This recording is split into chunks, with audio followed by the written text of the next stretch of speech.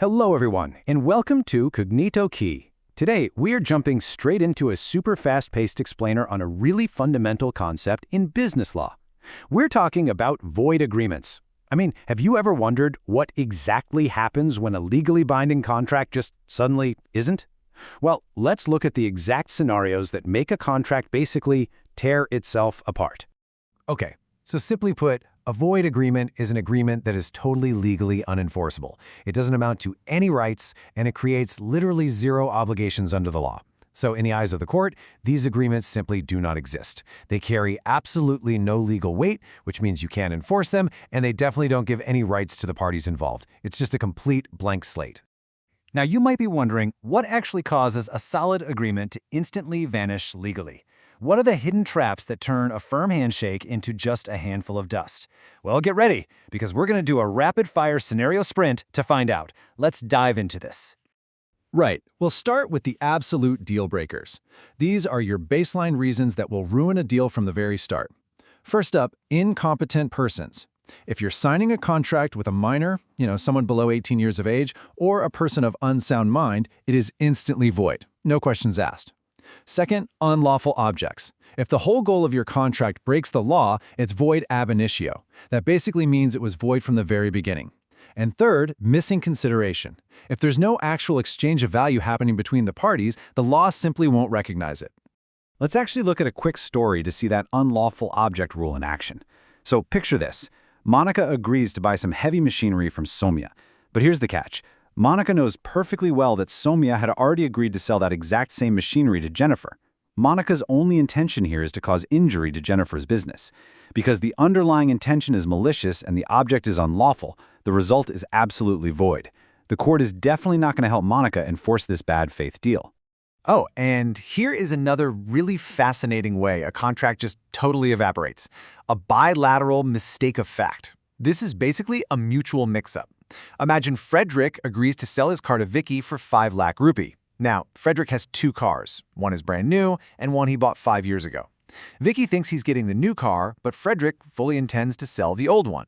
Because both parties are fundamentally mistaken about what's actually being sold, the whole agreement is completely nullified, void from the start.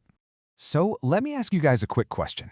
Can you use a contract to take away someone's personal freedom or their right to do business? Just think about that for a second. If you literally pay someone not to work or not to marry, will the law back you up? Let's keep our rhythm going and find out. The answer to that is a resounding no. Absolutely not. Take Robin and Daniel, for example. Say Steffi's father promises Robin 2 crore rupees on the condition that Robin marries Steffi and no other girl. Or imagine Daniel, a cafe owner, offers 20 lakh rupees to Ron, a competitor, just to close his cafe in that market area. Both of these agreements restrict fundamental human freedoms, the freedom to marry and the freedom to exercise a lawful trade.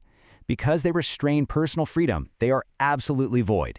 In the eyes of the law, you simply cannot put a price tag on someone's basic human rights. All right, moving on, there are a few more rapid-fire triggers that will instantly void a contract. First, uncertain meaning. If we don't even know what we're agreeing to, it's void. Then you have wagering agreements, like, placing bets on whether a teacher will cancel class. Add in impossible events, like agreeing to do something physically impossible. And agreements against public policy, like trying to create a monopoly. Do any of these, and your contract is dead on arrival. And this brilliantly illustrates that first point about uncertainty. Just look at Joe. Joe agrees to sell 10 kilograms of lentils to Ben for 2,000 rupees. Sounds totally fine, right? But wait, which lentils? Red? Green? Yellow? Joe doesn't specify the variety at all.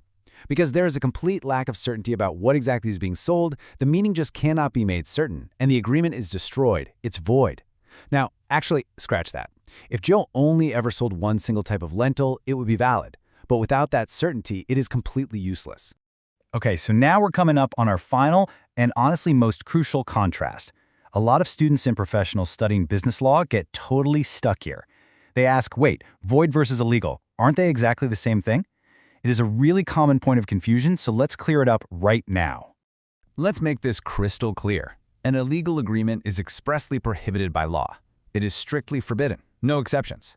A void agreement, on the other hand, is not necessarily a crime. Think about it. Joe selling unspecified lentils isn't breaking a penal code. It's just unenforceable due to certain missing factors, like certainty or consideration. So the golden rule to remember is this. All illegal agreements are void, for sure. But a void agreement isn't necessarily illegal. Well, if you found this explainer helpful and want to keep unlocking these complex concepts with us, make sure to subscribe to Kognito Key, hit that like button, and share this explainer with your classmates. Because ultimately, a contract is a really delicate thing. It requires competence, certainty, and freedom. So take a close look at the fine print. Are the contracts you sign every day truly binding, or could they just vanish into thin air? Thanks so much for watching, and we'll see you next time.